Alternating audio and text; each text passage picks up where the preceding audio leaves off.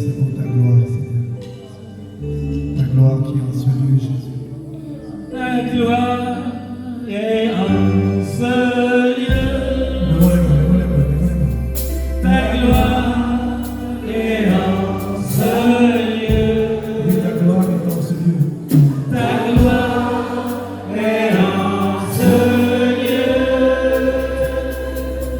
Ta gloire est en ce lieu. Ta gloire est en ce lieu. Ta gloire est en ce lieu. Ta gloire est en ce lieu. Ta gloire est en ce lieu. Ta gloire est en ce lieu. Ta gloire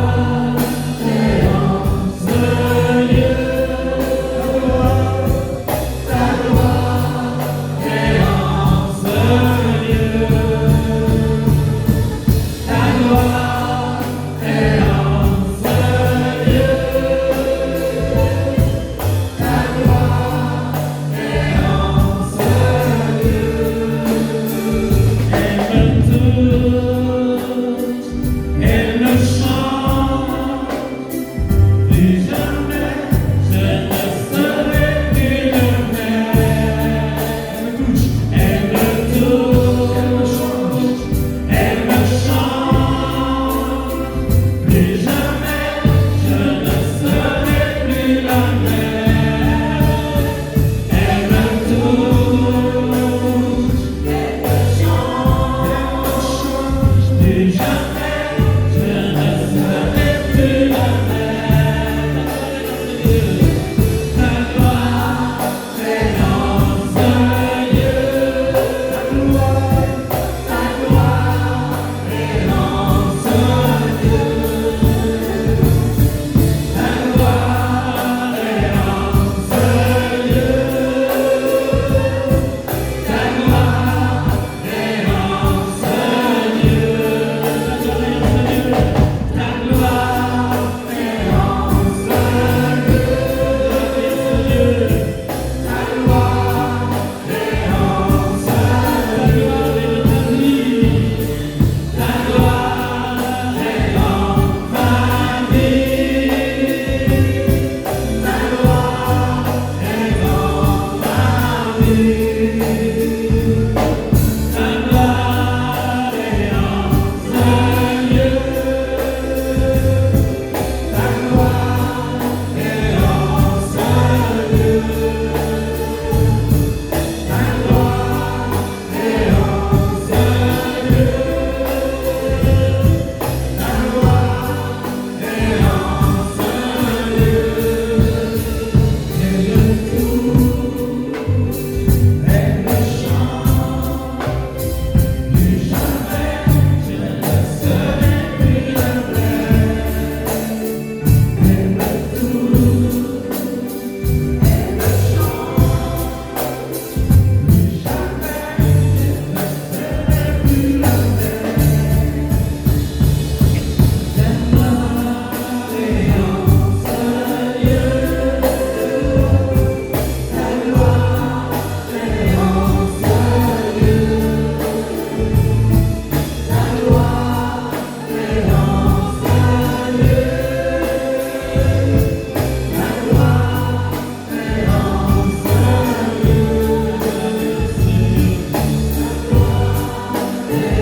ce lieu. Oh Jésus, tu es là.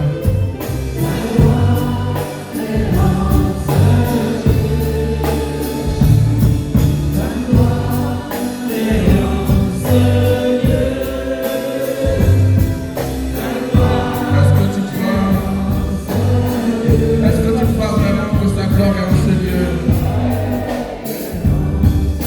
Est-ce que tu crois vraiment que l'Esprit de Dieu est à l'œuvre ce soir? On va reprendre le chant, mais je voudrais que nous chanter cela avec le cœur. On va reprendre ce chant. Ce lieu, ta gloire est dans ce lieu. Ta gloire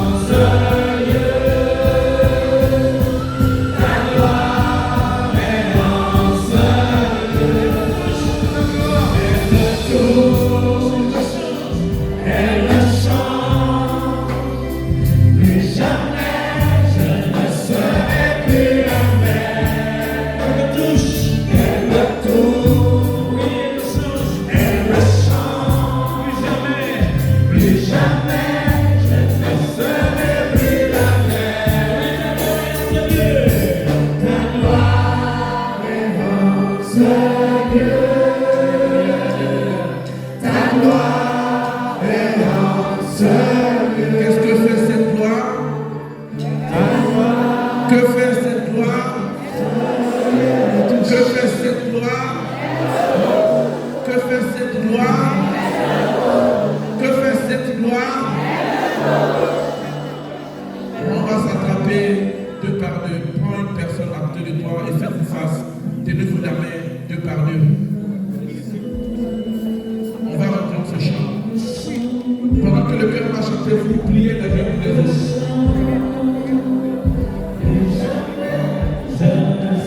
Pendant que le cœur chante,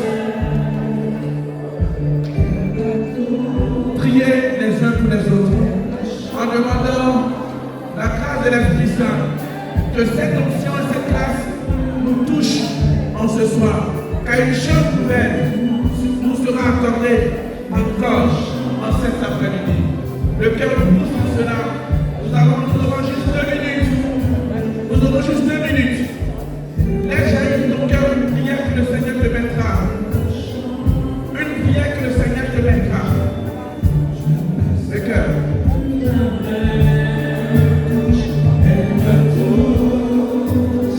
Elle me chante, plus jamais je ne serai plus la même. Ta gloire rayonne. Madame, allez de prendre des photos et des vidéos pour que vous voyez. Priez les uns pour les autres. Priez mon frère, priez ta sœur.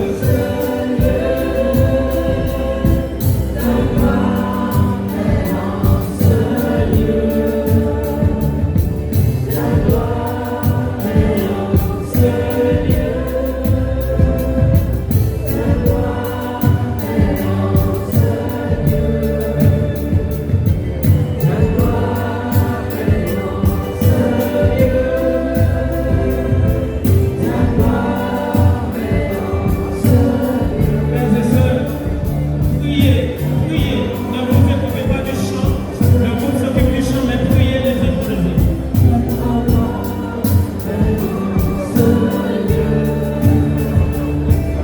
Prie pour ton frère, prie pour ta sœur.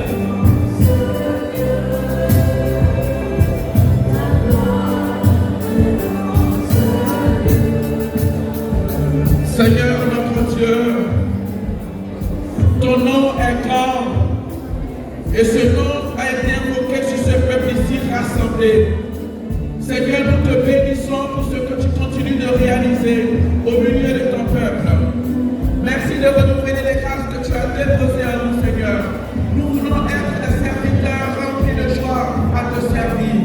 Viens, Seigneur, renouvelle, Seigneur, ce désir d'être dans l'intimité. Continue de demander cela. Pendant que tu pries pour l'autre, regarde ce qui est en train de se produire dans sa vie. Pendant que tu pries pour l'autre, regarde ce que l'Esprit de Dieu est en train d'accomplir en ce moment. Oui, Dieu est à l'œuvre ici et maintenant dans cette assemblée. Pendant que tu relâches une parole sur ton frère ou ta soeur, il y a une force qui est en train de rentrer dans cette personne. Il y a une force qui est en train de rentrer dans cette personne. Je dis qu'il y a une force qui est en train d'être communiquée à cette personne. Cette personne est en train de recevoir une grâce spéciale, une grâce qui lui est accordée par l'Esprit de Dieu. Pendant que tu pries, il y a un feu, je dis il y a un feu qui est en train d'être communiqué par tes mains, par tes mains, par tes mains. Le feu est en train d'être accordé à ton voisin et à ta voisine. Relâche Seigneur ta grâce, relâche Seigneur ta grâce, relâche Seigneur ta grâce, relâche Seigneur ta grâce, relâche Seigneur ta grâce sur cette assemblée, relâche Seigneur ta grâce sur cette assemblée qui est là pour te célébrer. Seigneur, nous te bénissons. Merci, merci encore. Merci d'opérer, merci de réaliser, merci encore et encore. Merci. Le cœur va faire silence. Le cœur va faire silence. Regardez ce que le Seigneur est en train de vous accorder. Oh, c'est fort ce qui se produit. C'est fort ce qui se produit. C'est fort ce qui s'est produit, Seigneur. Merci. Est-ce qu'on peut acclamer Jésus-Christ de Nazareth? Alors j'ai dit, est-ce qu'on peut acclamer Jésus-Christ de Nazareth? Est-ce qu'on peut pousser des cris de joie et de victoire? Est-ce qu'on peut pousser des cris de joie et de victoire? Est-ce qu'on peut pousser des cris de joie et de victoire? Le cœur va nous prendre un cantique d'action de grâce pendant 2 minutes. Pendant 2 minutes, nous allons danser à la gloire de Dieu qui nous a rassemblés. Pendant 2 minutes, nous allons laisser exploser en nous le feu que nous avons reçu. Le cœur. 2 minutes. Tiens, voisin, tu vas pas t'asseoir. Tiens, ta vas-y, ne t'assois pas. Dis-lui, ne t'assois pas. Dis-lui, ne t'assois pas.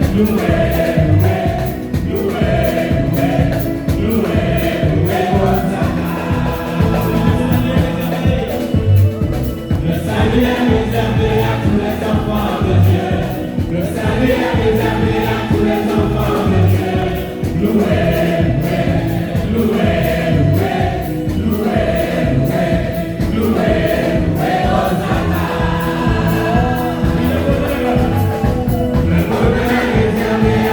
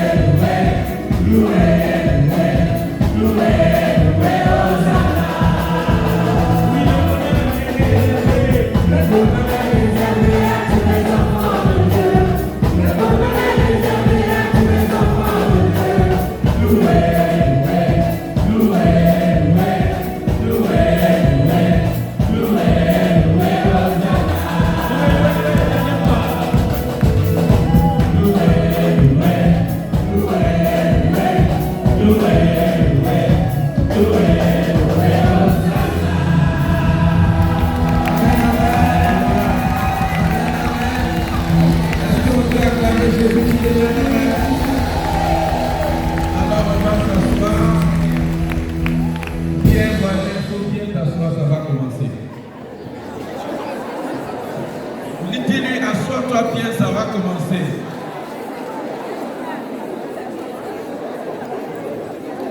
C'est comme ça qu'on doit voir les enfants de Dieu heureux de célébrer le Seigneur. J'ai dit, c'est comme ça qu'on doit avoir votre visage rayonnant quand vous allez sortir de ce lieu. Et le chant dit, le salut est réservé à tous les enfants de Dieu. Le salut t'est réservé toi. Amen, amen. Amen 2 fois. Que ton amen m'amène. Alors, bien-aimés dans le Seigneur, on va décoller. On va décoller. J'espère avoir le temps de ne pas courir. Parce qu'après la prédication, nous allons passer à la messe pour clôturer ce temps. Nous allons poursuivre notre enseignement. Nous sommes au 3e enseignement de notre retraite. Alors, je ne sais pas si vous avez fait attention, vous avez pris note pour ce qui s'est passé ce matin. Est-ce qu'on est ici d'avoir pris note? Bonne note.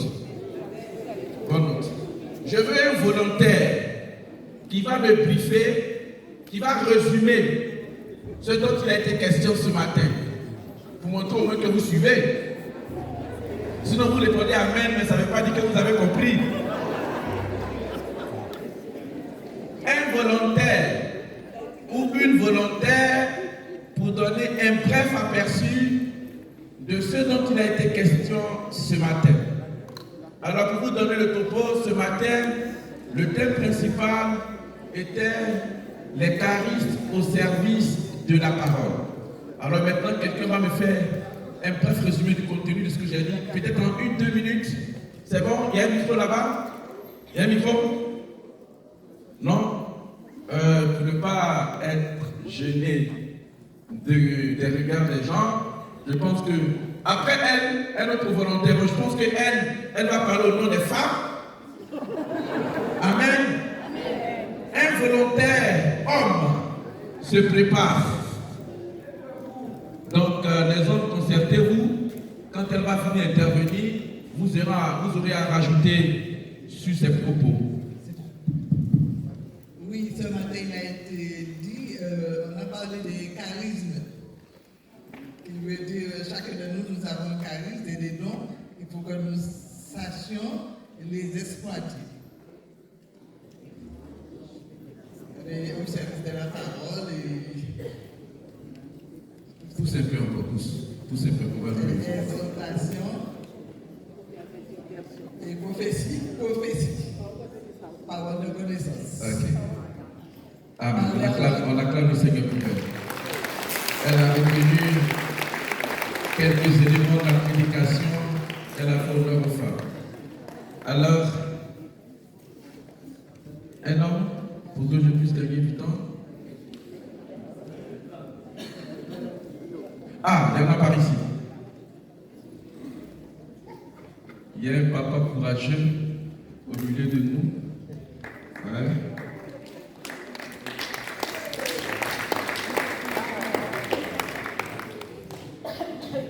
Alors, il a été dit ce matin que les charismes, les dons, c'est une capacité surnaturelle. Alléluia. Donc, ce n'est pas une simple capacité humaine. Et il a été dit également que ces choses ne sont pas, les charismes ne sont pas donnés à tous. Et quand on a reçu un don, on ne se sent pas supérieur. Ce n'est pas parce qu'on parle par en langue que le Seigneur ne nous a pas donné des dons, des charismes. Voilà.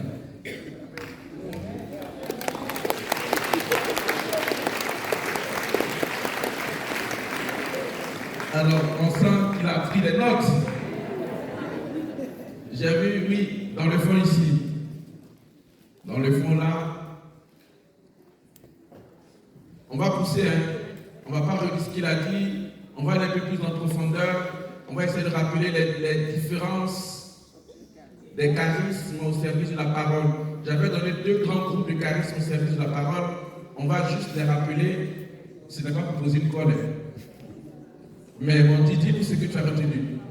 Alors, je ne vais pas tout reprendre. Alors, on avait dit que nous avons tous les 7 dons de l'Esprit Saint et les 3 vertus théologales. Très bien, pour tous les baptisés et les confirmés. Voilà.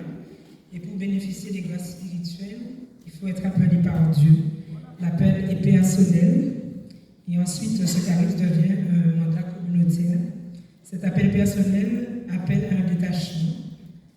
On a parlé des dons au service de la parole. Donc, c'était pour annoncer Jésus, pour que les cœurs se convertissent et soient gagnés au Christ. Amen, c'est très bien ça.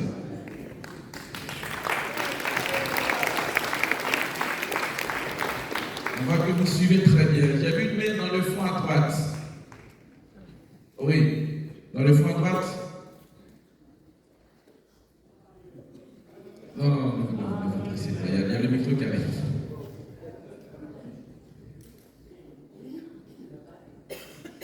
Oui, on a parlé également de dons innés. Des dons innés ou des dons naturels. Oui, Oui. dons innés. Ok, ça c'était naturel aussi. Vous permet de comprendre des dons surnaturels. À la différence, les dons innés sont des aptitudes naturelles que nous avons déjà là, à la naissance. Certaines aptitudes comme, il y a certains qui sont bons, ils ont là oratoire qui savent bien parler, certains savent chanter, ce sont déjà des prérequis ou des acquis depuis la naissance. À la différence des dons surnaturels, comme son nom l'indique, c'est un don gratuit que le Seigneur nous fait pour une mission particulière. Amen, vous pouvez vous acclamer parce que je vois que vous avez suivi. On peut encore s'acclamer. Je vois que vous dites Amen, mais vous écoutez et vous comprenez. Alors, on va prendre notre temps cet après-midi. Dis un voisin, on va prendre note.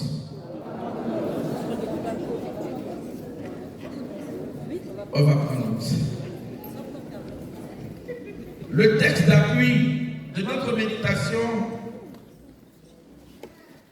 est tiré de la première lettre aux Corinthiens, chapitre 12e, verset 4 au verset 10. Nous avons entendu ce matin 1 Corinthiens 12, 4 à 10. C'est bien cela, non? 1 Corinthiens 12, 4 à 10. Alors je vais relire pour nous rafraîchir la mémoire. Il y a certes diversité de dons spirituels, mais c'est le même esprit. Diversité de ministères, mais c'est le même Seigneur. Diversité d'opérations, mais c'est le même Dieu qui opère tout en tous. À chacun, la manifestation de l'esprit est donnée en vue du bien commun. À l'un, c'est un discours de sagesse qui est donné par l'esprit. À tel autre, un discours de science, selon le même esprit. À un autre, la foi, dans le même esprit. À tel autre, les dons de guérison, dans l'unique esprit. À tel autre, la puissance d'opérer des miracles. À tel autre, la prophétie. À tel autre, le discernement des esprits. À un autre, les diversités de langues. À tel autre, le don de les interpréter. Parole du Seigneur. Bien-aimés dans le Seigneur, nous allons poursuivre en partant de cette lecture de l'apôtre Paul aux Corinthiens qui nous donne une liste de dons surnaturels que nous avons classifiés en dons, en charisme au service de la parole. Et la deuxième catégorie, le charisme au service de la compassion. D'autres diront le charisme au service de la charité chrétienne. D'accord? Mais la liste des dons au service de la compassion est appelée aussi les charismes de puissance. Amen. Les charismes au service de la compassion, Paul les énumère, comme nous l'avons entendu, ce sont les charismes de foi, les charismes de guérison et les charismes de miracle. Ce sont trois charismes surnaturels que l'Esprit de Dieu accorde à ceux qui l'appellent pour une mission particulière. particulière ou pour une mission spécifique. Je rappelle, ces charismes sont aussi appelés les charismes de puissance.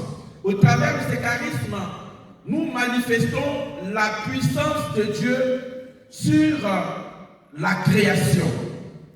Le charisme de foi, le charisme de guérison et le charisme de miracle. Amen. Amen, amen. Amen, amen, 2 fois.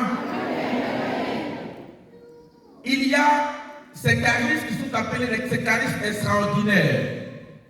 Ce sont les charismes de plus en plus qui sont désirés par les gens. Et ce sont des charismes qui créent l'attraction, qui créent l'émulation et des charismes qui attirent. De plus en plus, lorsque vous passez sur les réseaux sociaux, ceux qui s'arrêtent sur ce type de charisme sont ceux qui veulent donner de la visibilité à leur ministère ou à leur obédience. Parfois, vous allez rendre compte qu'il y a des séquences de vidéos qui sont diffusées sur la toile. Le serviteur de Dieu prend la parole alors que la caméra est zoomée sur lui ou sur la personne avec laquelle il échange par rapport à une grâce particulière que le Seigneur lui a accordée. Une personne qui est dans un état de maladie que tout le monde constate, et puis ce serviteur de Dieu, au travers des paroles qu'il reçoit en son cœur, il peut décrire la maladie, et puis ça crée l'attraction. Cette personne qui est guérie pendant cette assemblée crée beaucoup plus de l'émulation au sein de cette assemblée. La plupart des hommes et des femmes qui courent pour rencontrer les serviteurs de Dieu sont pour la plupart attirés par les charismes de guérison, de foi et de miracle. Très peu de personnes se sentent attirées ou se sentent, j'allais dire, appelées dans un ministère ou vivent une certaine vie charismatique pour écouter la parole de Dieu simplement.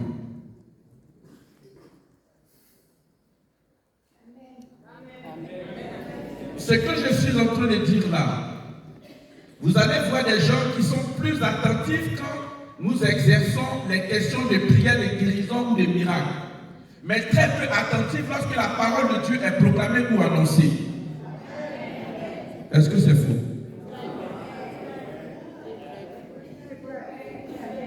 Vous les verrez ne pas être attentifs, ou bien même quand elles vont rencontrer un prêtre qui exerce ce ministère, la première des choses que ces personnes feront, c'est de parler de leur situation en espérant que le Père ou le serviteur de Dieu dise une parole de réconfort ou prie pour la guérison.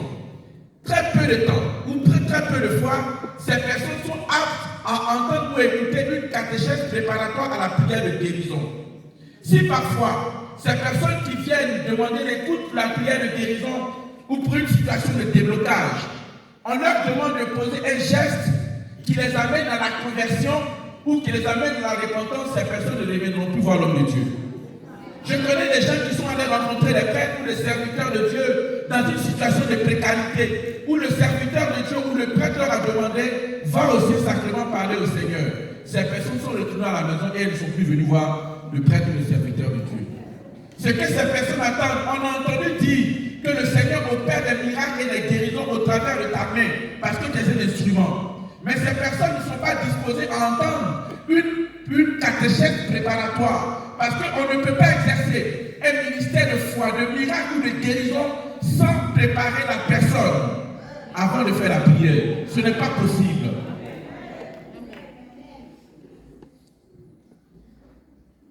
Ah, le Père n'est pas bien. Amen. Or, ce charisme extraordinaire de foi, de miracle ou de guérison qui attire les foules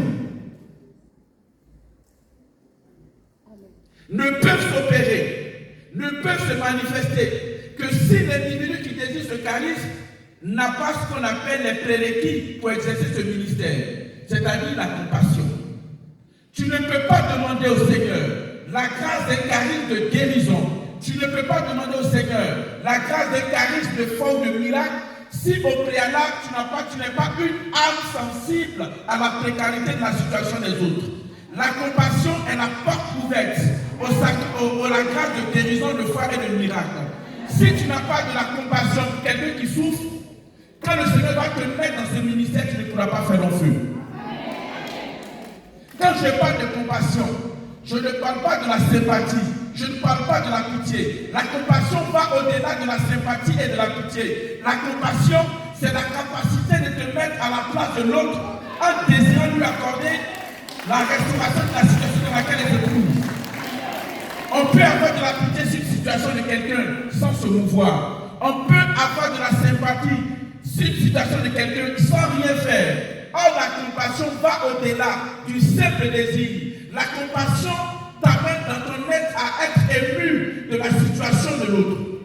C'est pour cela que ne vous attardez pas à demander ces gens de charisme si vous n'êtes pas apte à avoir de la compassion. Dis-moi un amen fort.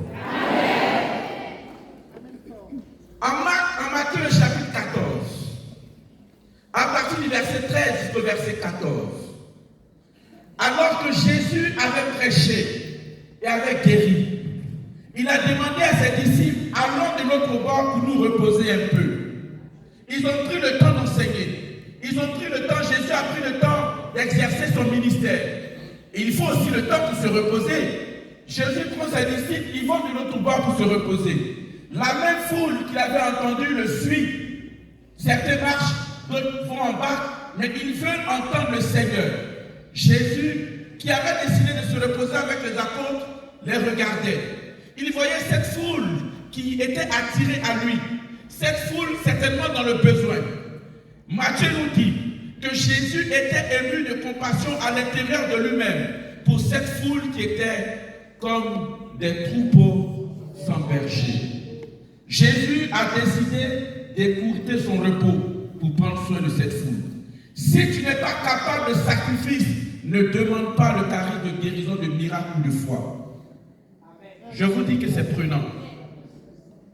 Si vous n'avez pas le temps, si vous n'êtes pas capable de faire des sacrifices, lorsque le Seigneur va mettre en vous cette grâce, ou va laisser éclore en vous cette grâce, les gens vont être attirés par ce charisme extraordinaire.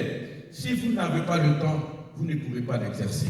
Jésus, on ne dit pas seulement qu'il avait compassion, on dit qu'il était ému en son intérieur, c'est-à-dire qu'il était remué à l'intérieur de lui-même face à une situation de maladie, de précarité.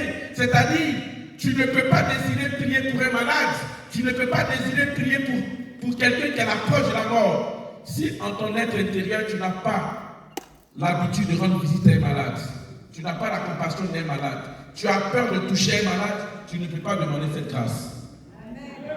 C'est impossible. Comment tu peux demander la grâce de prier pour un malade, pour voir les signes se produire alors que tu as peur de les approcher?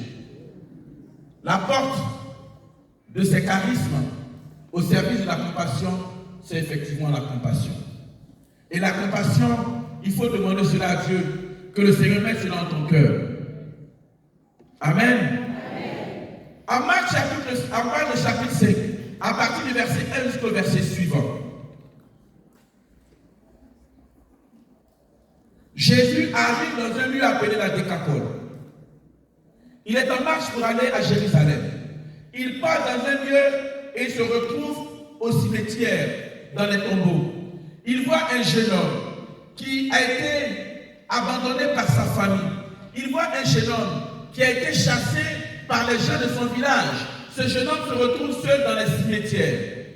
Lorsque Marc décrit la situation de ce jeune homme, ce n'est pas une maladie physique, mais c'est une maladie spirituelle. Marc prend le soin de décrire comment la situation de précarité de ce jeune homme le poussait à se taillarder le corps. Les gens ne voulaient pas l'accueillir dans le village.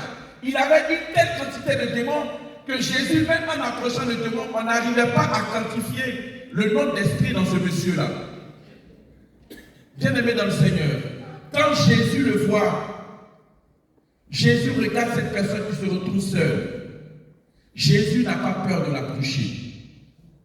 Bien-aimé, si vous voulez vous lancer, ou du moins, si vous voulez laisser jaillir le don de guérison, de miracle ou de foi, n'ayez pas peur de faire la démarche. C'est là où se trouve l'audace de la foi dans l'exercice des charismes. Je vais revenir sur cela demain.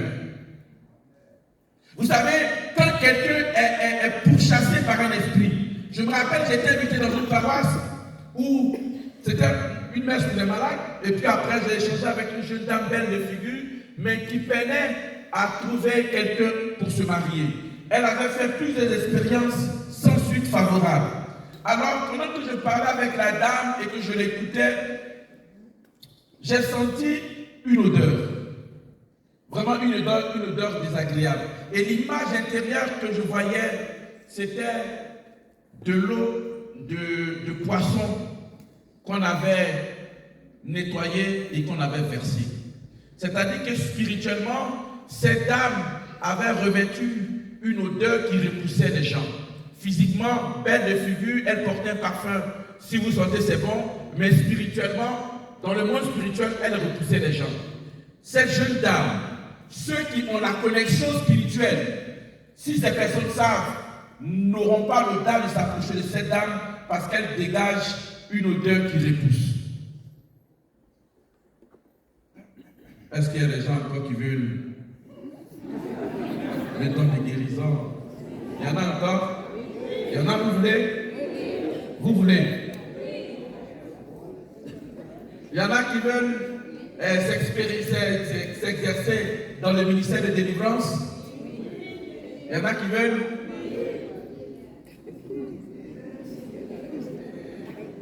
Est-ce que vous savez ce que vous demandez?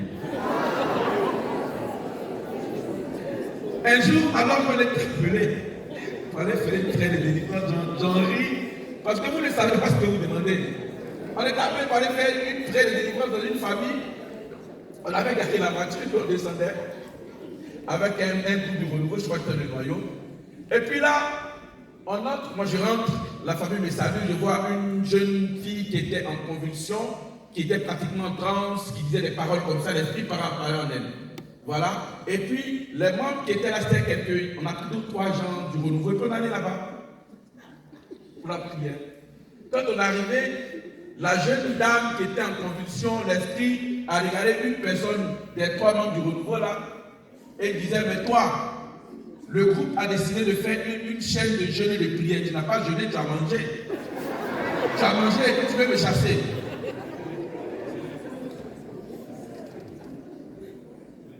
La jeune dame qui était venue chasser des démons s'est retrouvée, on lui a dit, s'il te plaît, mets-toi à l'écart. Est-ce qu'il y a des gens qui viennent ici le ministère de l'Église?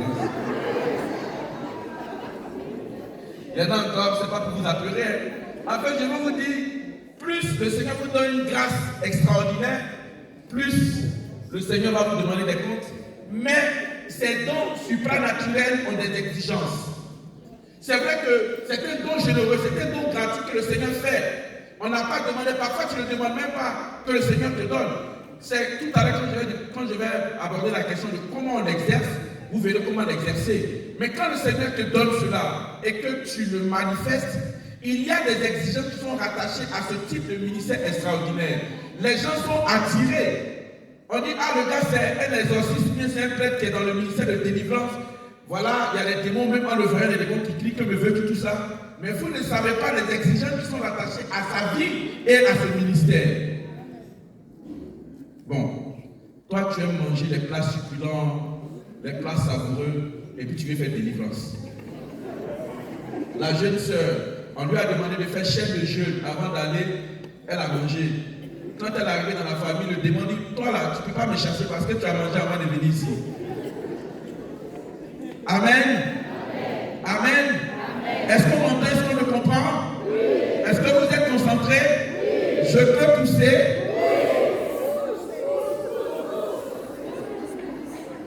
Oui. Je commence par ce qui est basique. En fait, je parle de la porte de ce genre de charisme extraordinaire qui est la compassion. La compassion va en même temps avec le sacrifice, c'est-à-dire qu'il faut que tu aies une âme sensible. Vous savez, tout à l'heure, quand je vais aborder la question, vous verrez qu'il y a des personnes qui ont cette âme hypersensible. Vous arrivez dans un lieu, vous sentez dans votre corps qu'une personne un mal quelque part. C'est-à-dire qu'on ne vous a pas dit, mais quand vous mettez un pied dans un lieu, vous êtes comme mal à l'aise. C'est comme s'il y a quelque chose, il n'y a pas une atmosphère favorable dans la maison. Pour ceux ou celles qui font attention, commencez à interroger le Seigneur et vous verrez que c'est le début de quelque chose que Dieu vous a donné. Mais faites attention. Il y a des personnes qui ne sont pas malades. Mais quand vous approchez un malade ou une personne qui est malade, vous pouvez ressentir dans votre corps une douleur logée quelque part dans votre corps. Mais vous n'êtes pas malade. Quand vous partez de ce lieu, vous vous sentez bien. Ça peut vous arriver. Il faut faire attention pour voir que vous avez peut-être en vous des germes de cette grâce que Dieu vous donne. Maintenant, il faut savoir discerner cela et puis travailler pour que cela puisse exploser en vous. C'est pour cela que cette retraite a été faite, pour qu'on sorte de cette retraite. Vous ne dites pas, ben j'ai pris pour moi, mon père prie pour moi, ma soeur prie pour moi. Parce que ce que vous avez entendu ce soir, c'est pour vous rendre autonome et indépendant dans l'exercice du ministère charismatique dans l'église catholique. Je n'ai pas entendu. Ce que nous sommes en train de faire ce soir ou cet après-midi, c'est pour ne pas que tu cours chercher un pasteur charismatique sur les réseaux sociaux. Parce que Dieu a mis en toi cette grâce que tu as reçue à ton baptême et à ta confirmation. Je n'ai pas entendu.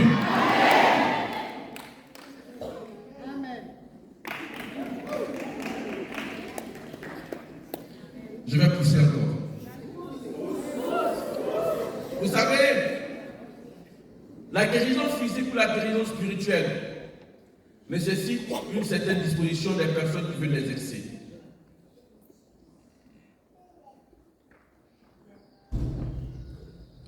Jésus guérit involontairement une femme qui perdait du sang. Marc chapitre 5, à partir du verset 27. En le faisant, Jésus va à l'encontre des lois juives établies. Ici, je suis en train de décrire dans quelle dynamique on s'inscrit quand on veut exercer ce genre de ministère. C'est-à-dire la capacité de l'abandon ou parfois d'enfreindre à certains principes qui existent. Jésus sait très bien, et la femme sait. Elle perdait du sang depuis 12 ans. Elle voit, elle entend parler de Jésus, elle veut le toucher, elle n'ose pas. Si cette femme n'ose pas toucher Jésus, c'est parce qu'elle connaît la loi juive qui interdit d'entrer en contact si on a des écoulements de sang ou si on a des impuretés. Cette femme n'avait pas autre solution que de tenter de toucher Jésus. Lorsqu'elle frôle son vêtement, Jésus sent qu'une force est sortie de lui. Alors il demande qui m'a touché. Il rentre en dialogue avec cette femme. La femme a le regard baissé. Elle n'arrive même pas à parler à Jésus parce qu'elle sait que la loi lui interdit d'entrer en contact avec lui. Mais non seulement elle enfreint la loi, et Jésus, à la fin de la démarche de la femme, il dit, femme, va, ta foi t'a sauvée. Autrement dit, lorsque nous voulons nous lancer, ou nous voulons laisser jaillir et éclore, ces dons supranaturels de guérison de foi ou de miracle, il faut accepter d'enfreindre certaines lois ou certains principes qu'on s'est imposés à soi-même, certaines limites ou certaines barrières qu'on s'est fixées à soi-même. Si tu n'es pas capable d'être dérangé, ne demande pas cette grâce au Seigneur. Amen. Amen. Le charisme de foi, c'est un charisme qui permet une force, qui fait demander la certitude d'être exaucé. Elle est à la fois une proclamation d'autorité sur une situation. Le charisme de foi est à distinguer de ce que j'ai dit ce matin, de la vertu théologique de foi. Pardon, de la vertu théologale de foi. La vertu théologale de foi, nous la recevons à travers les sacrements du baptême et de la confirmation. Mais le charisme de foi, c'est-à-dire la capacité d'annoncer dans ta vie ou sur une situation avec la certitude que Dieu va exaucer, c'est un don que Dieu te fait. Bien-aimés dans le Seigneur, vous savez, dans mon pauvre ministère de prêtre, j'ai tenté de l'exercer et j'ai vu des signes. Au travers de ces signes, j'ai compris qu'il y avait cela que le Seigneur m'avait donné pour pouvoir l'expérimenter. Mais il fallait qu'un jour, j'essaie de voir et j'attends de voir les signes. Parce que lorsque vous exercez un charisme, vous tentez d'exercer un charisme, il faut voir les fruits attachés à l'exercice de ce charisme pour avoir la certitude qui est le premier critère de discernement. Vous ne pouvez pas exercer ou tenter d'exercer un charisme s'il n'y a pas de fruits qui montrent que vous avez cette charisme. Tu ne peux pas dire que tu as le don de guérison s'il n'y a pas de témoignage visible de ta prière après une séance de guérison. Amen. Amen. Et le charisme de foi, c'est-à-dire que c'est une certitude. Lorsque nous annonçons un événement, lorsque nous annonçons une prière, on a la certitude que ce que nous disons, Dieu va l'exaucer ici et maintenant. Mais ça, j'allais dire, il faut être audacieux pour pouvoir expérimenter cela. Lorsque parfois il m'arrive, dans mes temps de prière, d'annoncer des guérisons, je l'annonce avec foi et je crois que le Seigneur le opère.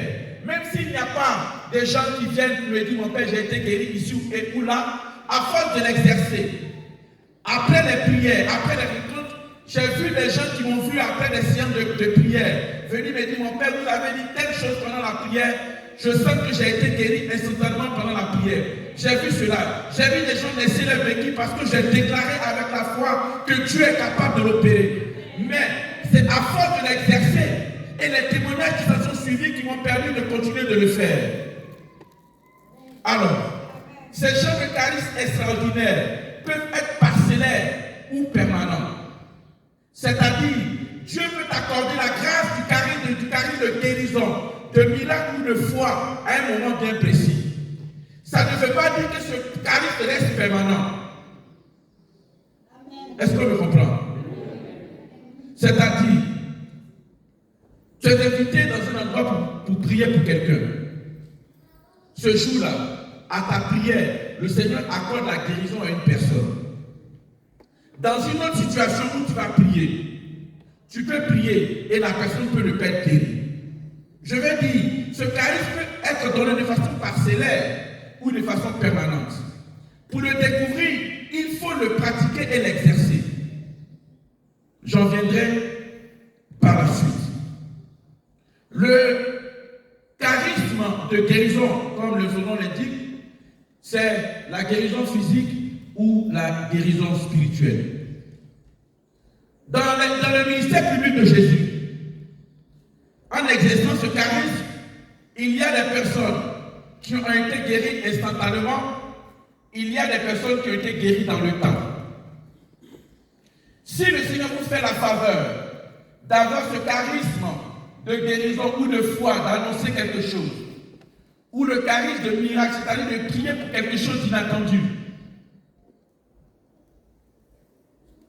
il faut attendre des signes pour que vous ayez la certitude que le Seigneur vous a exaucé avant de vous lancer là-dedans. Jésus, en Jean chapitre 9, rencontre un aveugle de naissance. Il parle avec cet aveugle qui a besoin d'être guéri.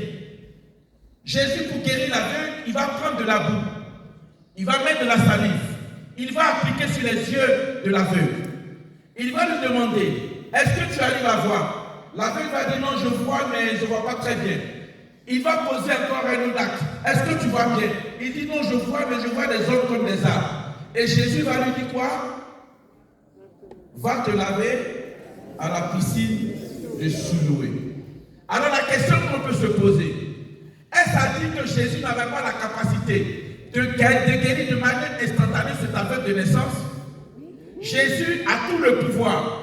Mais dans la pédagogie, pour que nous le lisons maintenant, on comprenne que le charisme de guérison peut se faire de manière instantanée ou peut se faire dans le temps.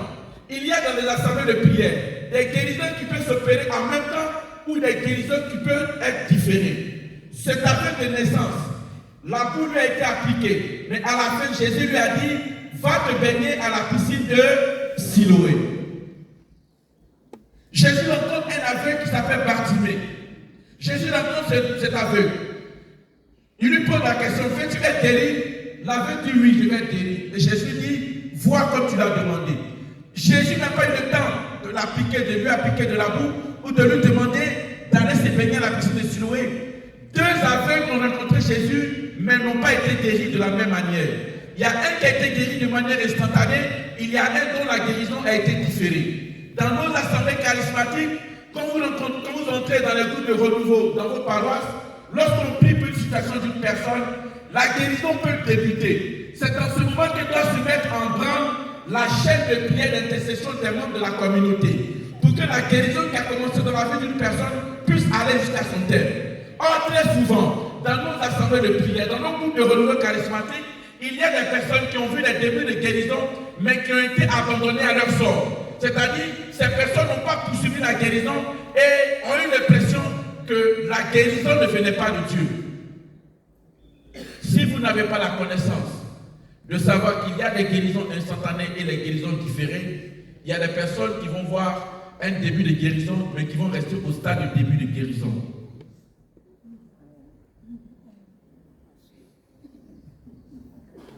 Dis-moi un amen encore. Dis-moi un amen fort. Amen. Dis-moi un amen 2 fois. Amen. Alors je pousse. Touche le voisin, dis-lui que le Père va pousser. Touche-le, dis-lui le Père va pousser.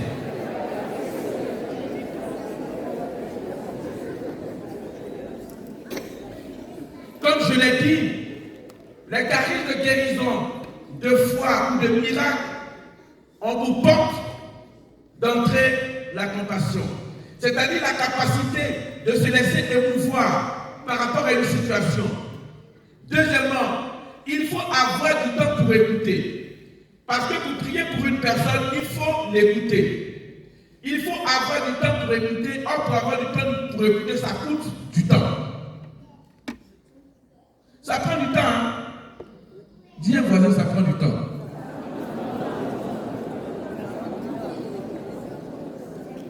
Pour prier pour une guérison, on ne tombe pas sur une personne en même temps pour prier pour elle.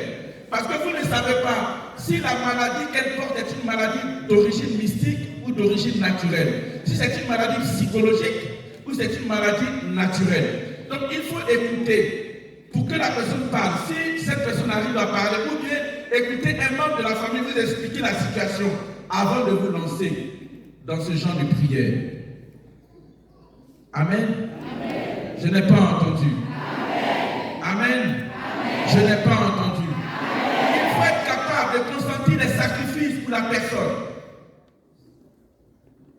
C'est-à-dire, ne pas seulement se réjouir de prier, qui est spirituel, mais il y a une personne qui est dans une précarité de maladie.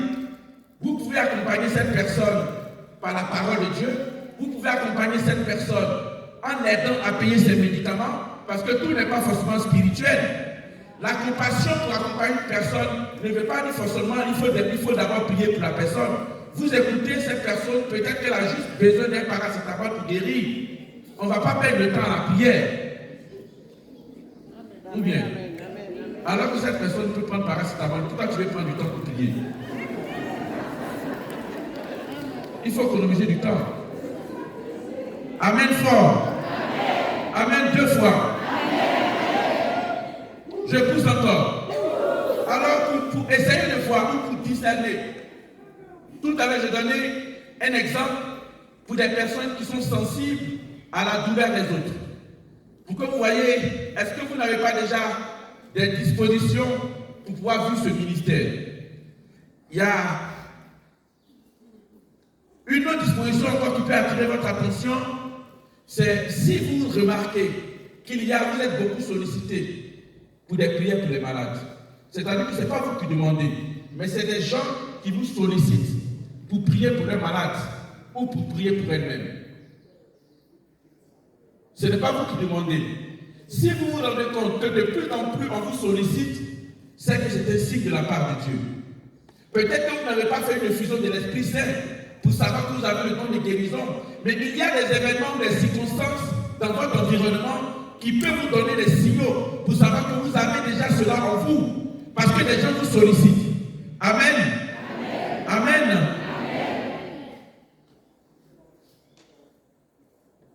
Comment concrètement faire éclore et rendre efficace ce don de guérison? Cela coûte du temps. Il faut, pour ceux qui veulent exercer ce ministère, avoir l'habitude de se confesser, fréquenter le sacrement de confession. Parce que si vous voulez faire le ministère de guérison ou de délivrance, vous allez parfois buter sur des démons qui peuvent vous exposer. Il y a des démons qui vont vous dire vos péchés devant tout le monde. Est-ce que vous savez cela? Dans le livre des Actes des Apôtres, vous avez l'histoire des fils de Sheba. Ils sont allés faire délivrance. Ils sont entrés dans une maison, ils ont dit, toi esprit, au nom de Jésus que Paul prêche, je t'ordonne de partir. L'esprit dit, Paul, je le connais, mais toi, je ne te connais pas. C'est-à-dire, il faut fermer la porte, il faut barricader la porte autour de vous. Le sacrement de conversion vous purifie de tout ce qui peut être une porte ouverte d'accès pour l'ennemi dans votre vie. Aimez et désirez le sacrement de confession. Je m'adresse à ceux qui ont déjà commencé à prier pour des gens.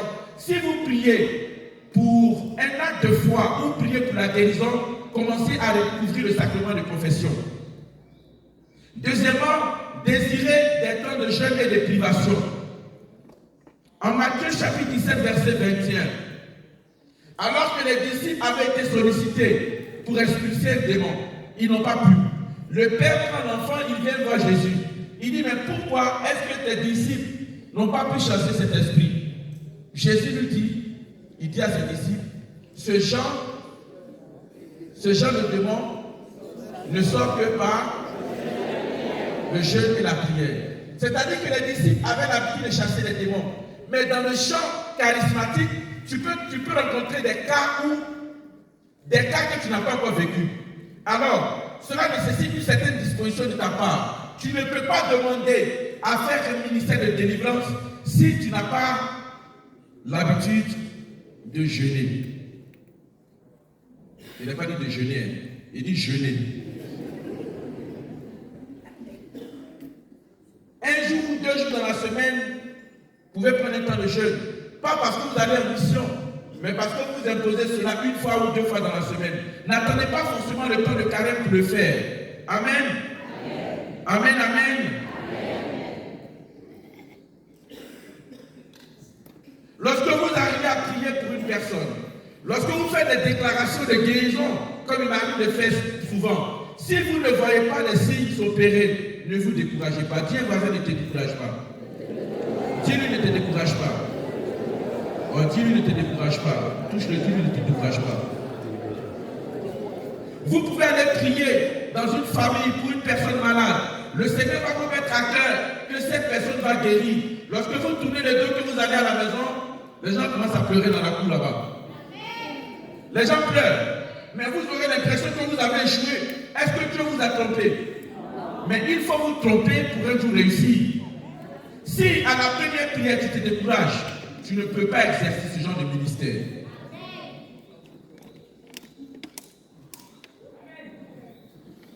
Lorsque vous voulez exercer ce genre de ministère, n'ayez pas peur d'entrer en contact avec les malades, par imposition des mains ou par une parole. Mais comme je l'ai dit et je termine, il faut faire une catéchèse préparatoire avec le malade ou avec la famille. On ne rentre pas dans une famille pour se mettre à prier pour une guérison. Même si un collègue vous sollicite pour dire, ah, vraiment viens prier pour moi, je pense que mon père est malade, il a alité. Ne te jette pas directement comme je l'ai dit. Prends le temps d'écouter et puis fais une catéchèse. Fais une catéchèse sur ce que c'est qu'assumer une souffrance dans le temps de maladie. Pourquoi cette maladie? Comment Dieu peut te soulager dans cette maladie? Mais prenez le temps de parler aux malades qui a besoin d'entendre la parole du Christ, parce que je vous assure, si vous ne faites pas une catéchèse préparatoire, la personne peut guérir mais sans croire en Dieu. Oui, il y a des gens qui ont été guéris mais qui ne sont pas partis à l'église. Il y a des gens qui ont reçu la visite d'un prêtre pour prier chez eux à la maison, après la guérison, qui ne croient toujours pas au Christ.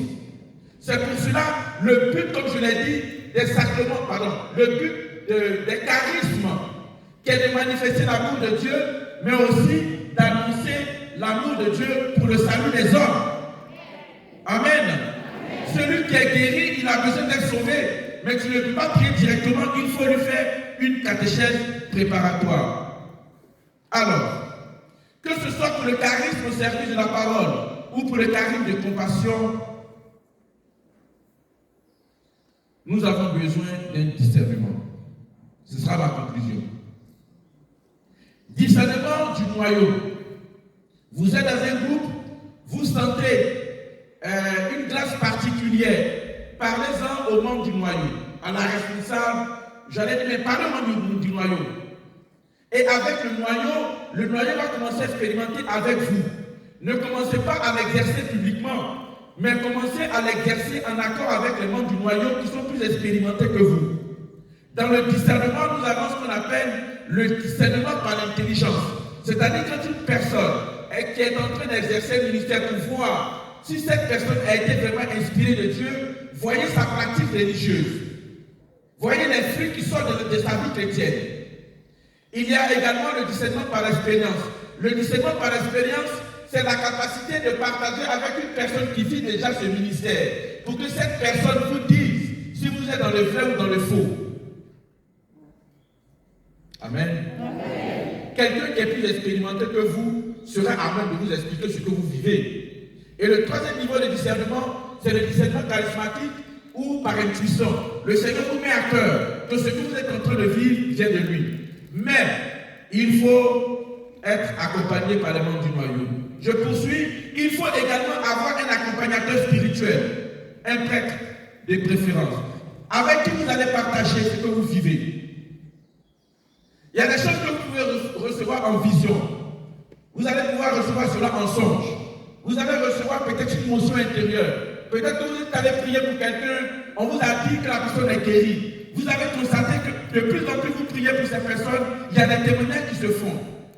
Même si le noyau vous accompagne, ayez un prêtre référent avec qui vous allez partager votre expérience. Le prêtre qui est plus avisé saura vous aider à comprendre ce que vous vivez. Amen. Il faut avoir de l'humilité. Il faut avoir de l'humilité. Peu importe le charisme que vous avez, ayez de l'humilité pour laisser le Seigneur s'exprimer. La grâce qui vous a été accordée, c'est pour que Jésus soit connu. Ce n'est pas pour que vous soyez connu. Amen. Sinon, finalement, les gens viennent à nous et c'est nous qui vous annonçons le Christ.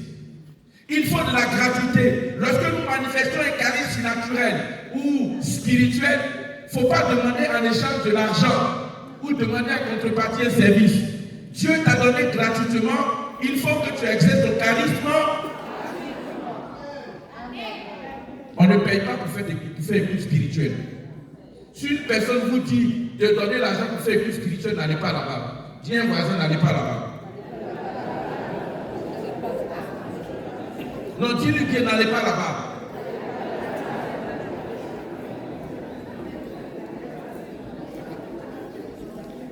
Lorsqu'une personne exerce un charisme supranaturel ou spirituel, voyez la teneur de sa doctrine. Est-ce que ce qu'elle opère ou ce qu'elle fait est évangélique ou est catholique? Je ne sais pas si j'ai déjà donné ce témoignage ici. Dans ma paroisse, il y a une ancienne religieuse. Quand j'ai commencé mon ministère à tant que prêtre dans une paroisse rurale, qui avait le charisme de guérison.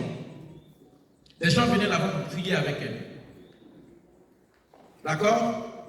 Et les gens, elle était dans l'église, bon, elle faisait écoute, elle priait pour les gens, bon, le curé tolérait. Parce que bon, elle était là et puis après elle est tombée dans une crise. Mais la grâce qui était dans sa vie continuait à l'opérer. Et puis un jour, nous, on entendait que cette dame, on voyait les gens sortir de l'église avec des bidons d'eau, tout ça. Et puis un jour, au curé, moi, nous sommes à la porte. Et puis on voit un groupe de gens avec des bidons d'eau. On leur demande, mais l'eau là, c'est quoi? Non, c'est l'eau qui a été bénie. Bénie par qui? Non, bénie par l'ancienne religieuse qui est assise dans l'église. Alors nous sommes là, et puis on attend que l'ancienne religieuse descende. Elle vient, et puis le curé, dis un voisin, le curé. Dis-lui le curé.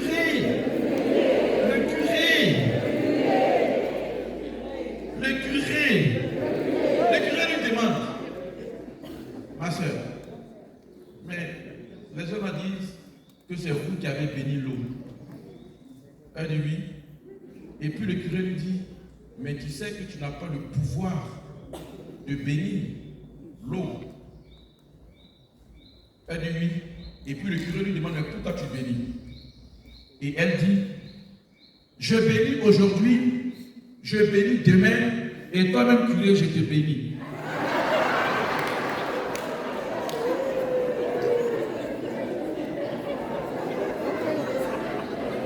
Le curé, moi, s'est regardé, il a fallu qu'il peut qu'on se mette à rire.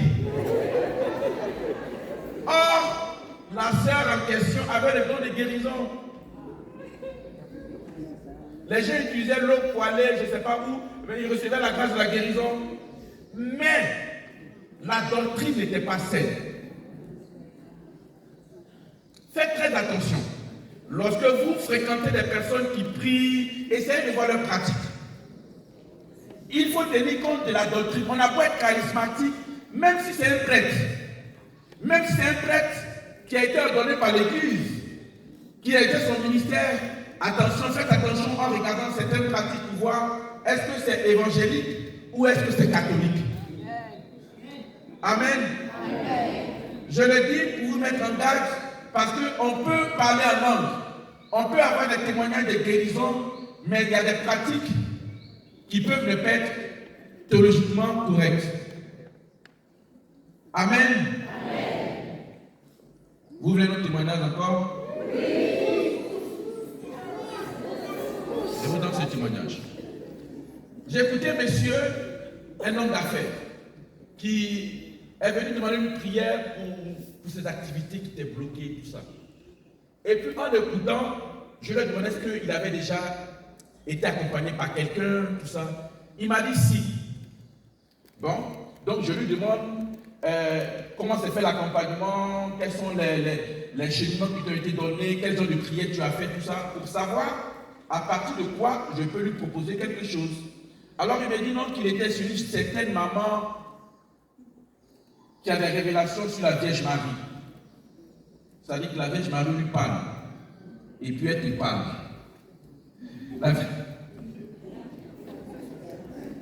Je ne sais pas si vous comprenez ce qu'il dit. La Vierge Marie lui parle. Et puis toi qui viens en consultation, il te dit ce que la Vierge Marie lui a dit. Alors je l'écoute. Et puis il dit mon père, la maman me dit d'avoir une paille mariale sur laquelle je dois dormir. Quand je dois voyager, ça doit être dans mes affaires. C'est-à-dire que partout, pour se coucher, pour dormir, pour s'asseoir, il doit avoir ce paille mariale sur lui. Alors, je lui ai dit, mais est-ce que ça a marché? Il m'a dit non. Alors, la maman, peut-être que la Vierge Marie lui parle. Elle a peut-être la grâce d'entendre des choses. Mais ce qu'elle demande de faire n'est pas doctrinement correct. Mais comment on peut dormir sur paille mariale, voyager avec la maman? C'est pourquoi. Amen. Vous n'imaginez pas ce que certains catholiques sont capables de faire. Il y a un prêtre qui a été appelé pour aller bénir une grotte dans une maison, dans une cour.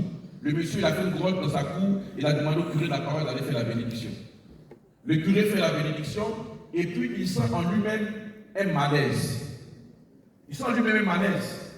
Et il demande à la famille, il s'entretient avec la famille vraiment pour comprendre. Il dit est-ce qu'il n'y a pas quelqu'un qui est malade? Il essaie de comprendre pourquoi ce malaise avant la bénédiction. Et puis il prend la femme de côté. Et la femme lui dit, son mari qui n'est pas très pratiquant, qui a offert la grotte, a enterré les choses en dessous. Je peux poursuivre encore? J'ai rencontré dans une écoute à mon bureau une dame. Une dame m'a montré un livret, un chapelet. Le livret lui a été donné par un groupe de jeunes. Alors, elle était tellement dans le doute, c'était un livret marial. Il y a des prières mariales dedans et tout ça, avec le chapelet, avec des sauts, tout ça. Et puis, je prends le livre, je feuillette. Et là, dans le livre, je vois une séquence dans le livre qui est dit. Le livre est dénommé Le Chapelet du Paradis. Peut-être que vous avez déjà entendu parler de ça. C'est dénommé le Chapelet du Paradis. Je dis cela parce que nous sommes catholiques et beaucoup de catholiques se laissent prendre par tout ce qui est Marie, par tout ce qui est statue ou image. Ça nous prend facilement. C'est-à-dire, comme ces choses sont utilisées comme les sacramentaux pour accorder des grâces particulières, on est parfois accroché sans savoir quelle est la sainte doctrine qui est attachée à cela. Le chapelet du paradis, on dit quand tu le récites plusieurs fois, tu jettes dans l'eau, l'eau devient bénie. Et la dame explique cela. Et elle a un livret. Dans le livret, il y a des sceaux. Dans ces sceaux, il y a des techniques de prière. Il faut prier à telle heure du matin. Il faut se laver avec l'hysope en évoquant le psaume 23. Bon, c'est bibliquement soutenable. Mais la pratique est ésotérique. Quand je dis ésotérique, c'est-à-dire qu'il sort de l'ordinaire. Je ne voudrais pas m'attarder encore sur les témoignages. J'en ai tellement dans ce ministère que j'exerce qu'il faut faire attention pour tout ce qui est extraordinaire. Parfois, le diable se cache. Amen. Je le dis pour vous. Peut-être qu'après ce temps de retraite, des grâces vont jaillir dans les groupes, dans les cellules de prière ou dans les familles. Le discernement est tellement important pour ne pas vous mettre en danger. Le discernement est tellement important pour ne pas vous mettre en danger. Ce que je dis, c'est la vérité. Plus vous recevez une grâce spéciale, plus le diable est à côté l'observe. Une fois que vous n'êtes pas très subtil, le diable vous emporte. Je termine. Le cœur va nous aider tout à l'heure dans un chant et puis nous allons nous préparer pour la messe. Je donne un témoignage qui est vrai.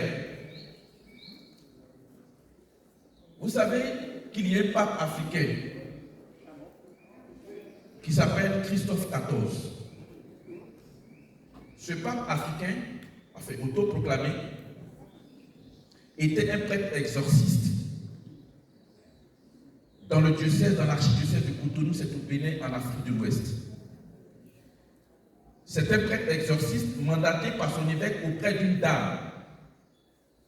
Une dame qui s'appelle Maman Parfaite. Vous avez certainement entendu parler de Maman Parfaite. Quand on va sortir, allez taper Maman Parfaite, Christophe XIV.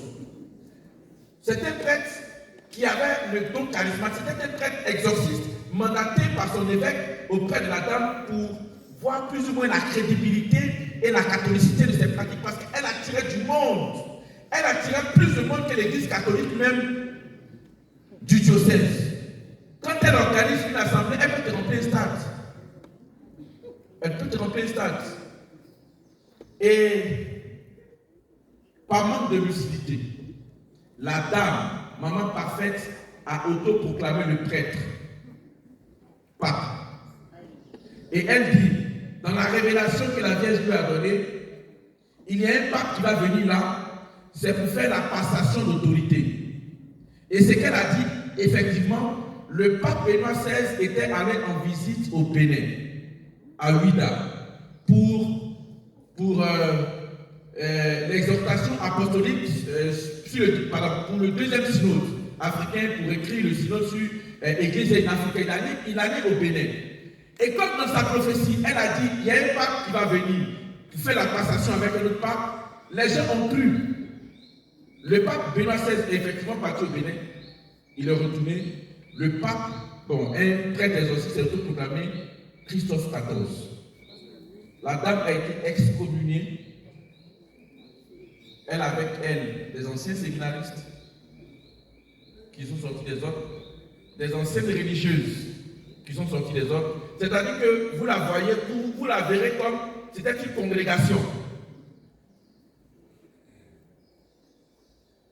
Est-ce qu'il y a des gens encore qui veulent avoir des charismes extraordinaires? Vous voulez toujours? Vous voulez toujours?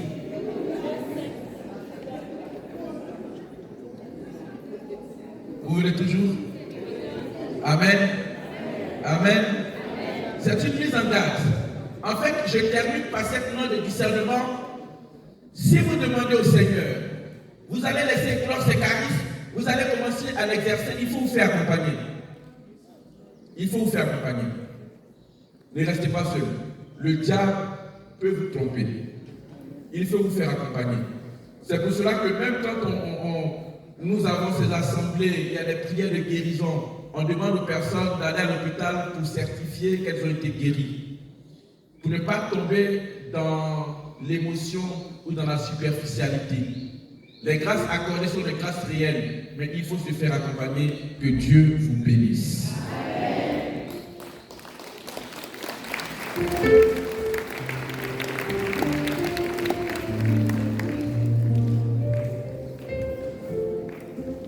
Le cœur va nous prendre les chants, le temps qu'on marque la pause. Pour ceux qui veulent faire une pause, dans 15 minutes,